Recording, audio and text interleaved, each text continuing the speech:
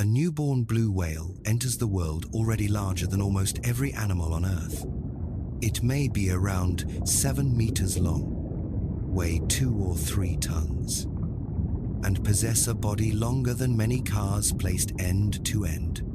Yet this enormous animal is completely dependent on its mother. It cannot search for krill, travel across an ocean alone, or survive the cold without the energy she provides.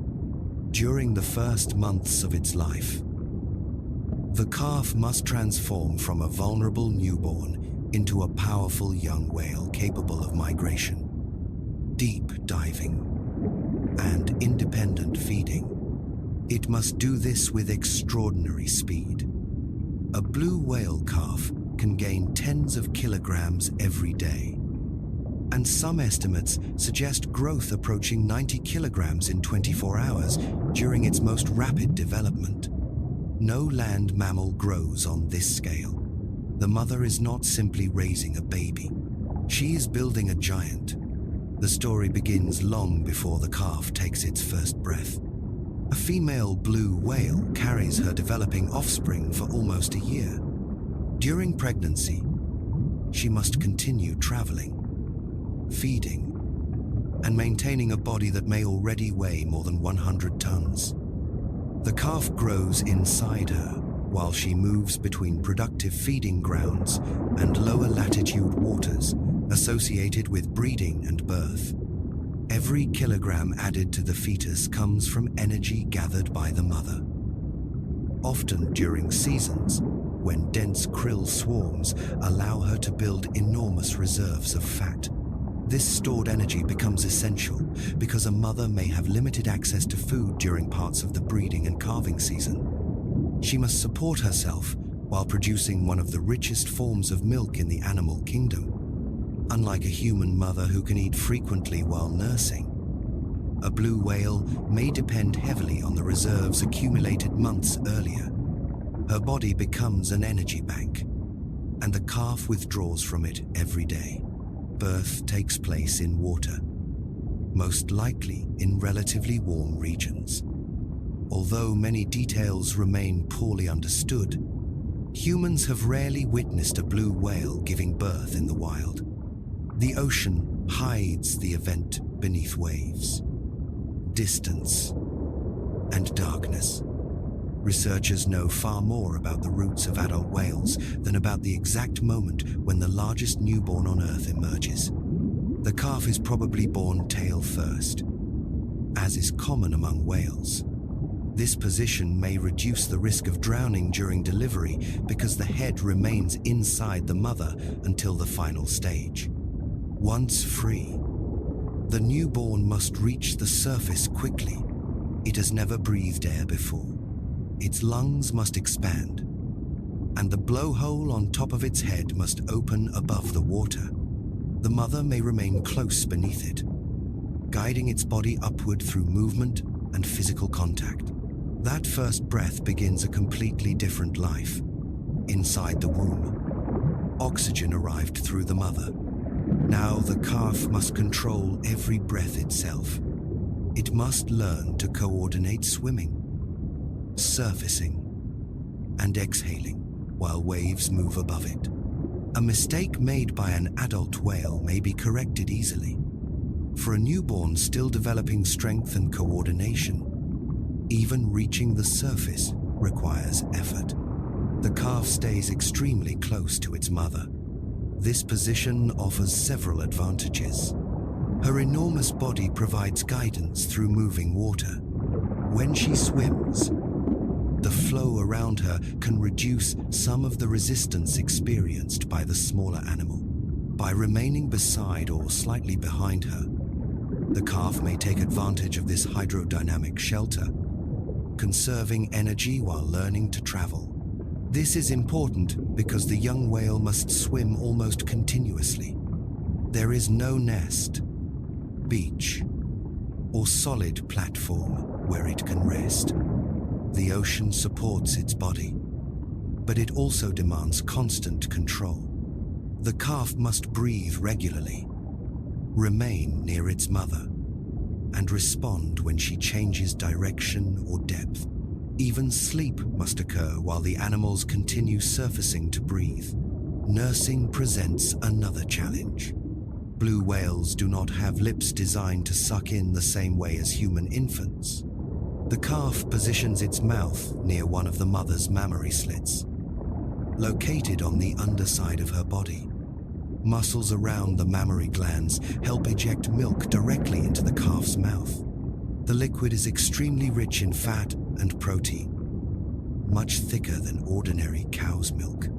It may have a texture closer to heavy cream or soft paste, reducing the amount that dissolves and disappears into the surrounding water. Each nursing session delivers a concentrated supply of energy. The calf can consume hundreds of liters of milk in a single day. That milk supports the rapid development of muscle, bone, internal organs, and the insulating layer of fat beneath the skin. The young whale is not simply becoming longer. Its body must become powerful enough to move through a cold and physically demanding environment. The growth is astonishing.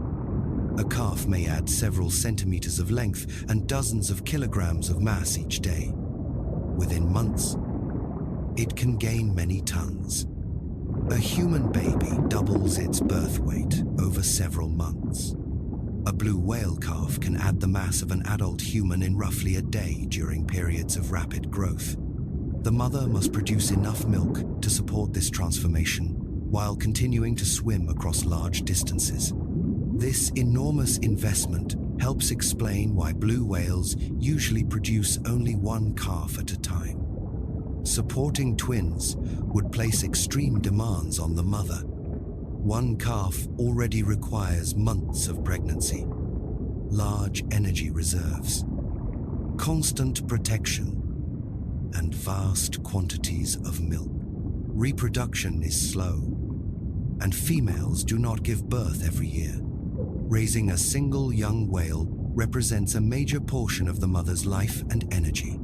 Despite the calf's size, it remains vulnerable. Orcas may attack young blue whales, especially when they can separate a calf from its mother. The mother's presence is therefore crucial. She can position her body between the calf and danger, accelerate away from attackers, or use her tail as a defensive weapon. An adult blue whale is far larger than an orca, but a coordinated group can apply pressure from several directions. A mother traveling with a slower calf cannot always escape as easily as an adult moving alone. The calf's need to breathe frequently may also make it easier to track. A young whale has smaller oxygen stores and less diving experience than its mother. It must remain closer to the surface and cannot follow an adult into long, deep dives. This limits the pair's options during danger. The mother must adjust her behavior to the abilities of the calf. Her normal travel speed may decrease. Her dives may become shorter and shallower. She must remain aware of the calf's position, even when visibility is poor. Physical contact, movement, and sound may help maintain the connection. Blue whale mothers and calves are known to use calls, but they may communicate differently from loudly singing adult males. A calf calling too strongly could reveal its location to predators. Some communication may therefore occur at lower intensity or over shorter distances. The ocean surrounding the pair is filled with noise, waves, rain, other animals, and ships create an acoustic environment in which a quiet calf can easily become difficult to detect. Remaining physically close reduces the risk of separation. The calf learns the shape, movement, and perhaps the voice of its mother through continuous exposure. For the mother, separation could be disastrous. A newborn cannot survive for long without milk or guidance. Unlike animals living on land, the mother cannot hide the calf in a protected location while she searches for food. Wherever she goes, the calf must usually follow. Her entire schedule becomes linked to its needs. The pair may travel through regions where food is limited. During this time, the mother continues producing milk using energy stored in her blubber. She can lose a substantial amount of body condition while nursing. The calf becomes larger as the mother becomes thinner. Energy is transferred directly from one generation to the next. This process demonstrates why productive feeding grounds are important even for calves born thousands of kilometers away. The krill consumed by the female months before birth becomes the milk that builds the calf. A dense swarm in cold water can influence the survival of a newborn later in a warmer region. The life of the calf is connected to distant ecosystems it has never seen. Eventually, the pair must move toward feeding areas where the young whale can begin encountering krill. Migration becomes a period of education as well as travel. The calf learns how to follow long routes without visible landmarks. It experiences changes in temperature, currents, day length, weather, and sea conditions. The mother may be following a path used in previous years, guided by memory and environmental signals. The calf does not yet understand the destination. It learns simply by remaining beside her. Every turn becomes information. Every repeated route becomes part of the young whale's developing map of the ocean. In future years, it may return to the same productive regions, following a journey first experienced while dependent on its mother. During the migration, the calf must develop endurance. Its muscles grow stronger as the pair covers hundreds or thousands of kilometers. The young whale learns how to maintain efficient speed, when to surface, and how to move through rough water. Its body becomes more streamlined as it gains control. What began as a newborn struggling to coordinate its first breath gradually becomes an animal capable of sustained oceanic travel. The calf also begins learning the rhythm of diving. Adult blue whales can descend hundreds of meters while feeding, but a young calf remains near the surface during its earliest life. Over time, it can stay underwater longer and follow the mother through deeper movements. Its lungs, blood, and muscles become better at storing and using oxygen. The heart and circulation adapt to the demands of diving. These abilities cannot appear all at once. The calf practices every day a slightly deeper dive, a longer breath hold, and a faster period of travel each contribute to development. The ocean is both its home and its training ground.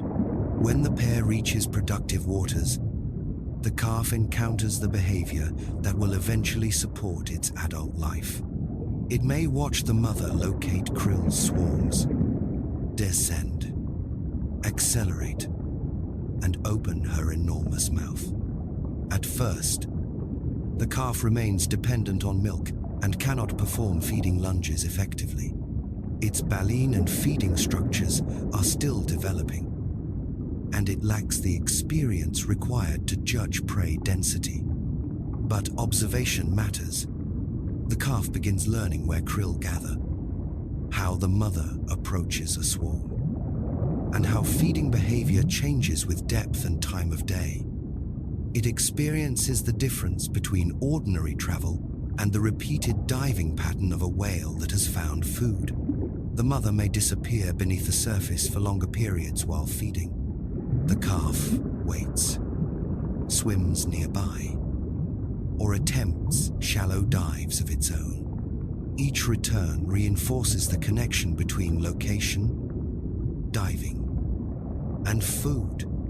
Eventually, the young whale begins experimenting with its own feeding movements. Weaning does not happen in a single moment.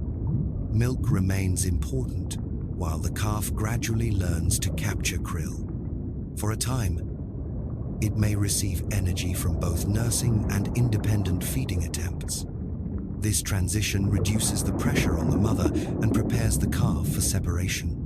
By the time the calf is weaned, it may already be longer than many adult whales of other species. Yet physical size does not equal complete independence. It still needs to learn migration routes, seasonal timing, productive feeding areas, and the social signals of its population. Much of this knowledge develops through experience after direct maternal care begins to decrease. The mother cannot accompany the calf forever. Blue whales do not normally remain in permanent family groups like orcas. Once the young whale becomes independent, it may spend much of its life alone or loosely associated with others. The close relationship that defined its first months gradually ends. For the mother, this separation completes an enormous biological investment. She has carried the calf through pregnancy, supplied it with hundreds of liters of milk each day, protected it from predators, reduced her own travel and diving behavior, and guided it across part of an ocean. The calf leaves with a body built almost entirely from energy she gathered and transferred. The growth of a blue whale calf is often described through numbers because the scale is difficult to imagine. Several tons at birth, hundreds of liters of milk, tens of kilograms gained each day, thousands of kilometers traveled beside the mother. But those numbers hide the continuous behavior required to make the growth possible. Every breath must be coordinated. Every nursing session must occur in moving water. Every migration route must be followed without roads. Every encounter with predators must be survived. The mother does not merely provide food. She creates the conditions in which the calf can learn how to be a whale. Much of this life remains invisible to humans. Researchers may see a mother and calf surface together, identify them from photographs, or track their movement from a distance. But nursing often occurs below the surface. Birth is almost never witnessed. The quiet interactions between the pair happen in an environment where cameras and observers are rarely present. This makes the first year of a blue whale's life one of the least understood stages in the life of the largest animal on Earth. Humans have measured adult bodies, recorded songs, mapped migrations, and attached sensors to feeding whales. Yet the private relationship that builds each new generation remains largely hidden. Somewhere in warm ocean water, a calf rises beside its mother. Its blow is small and low compared with the towering breath of the adult. The calf surfaces again only moments later, still learning how to control its body. It moves closer until their sides almost touch. Beneath the surface, it nurses. Thick milk enters its mouth, carrying energy originally gathered from krill far away. That energy becomes muscle along the tail, bone inside the growing skull, and fat beneath the skin. By the next day, the calf will be heavier. Within weeks, its movements will become stronger. Within months, it may cross an ocean beside its mother. One day, it will no longer remain at her side. It will dive alone, search for its own krill swarms, and produce calls that travel beyond the horizon. It may grow into an animal 30 meters long, carrying a heart larger than many vehicles and a body weighing more than 100 tons. But every giant begins as a calf, following the movement of one other whale. Before it can swallow an ocean of krill, it must learn to breathe. Before it can migrate across a hemisphere, it must stay close enough not to become lost. Before it becomes the largest independent animal on the planet, it survives because a mother slows her journey, shares her energy and guides it through a world with no safe place to stop. The blue whale calf may grow faster than almost any mammal, but speed alone does not explain its survival. Its growth is made possible by one of the most demanding relationships in the ocean, a mother turning years of stored energy, memory, and movement into the body of the next giant.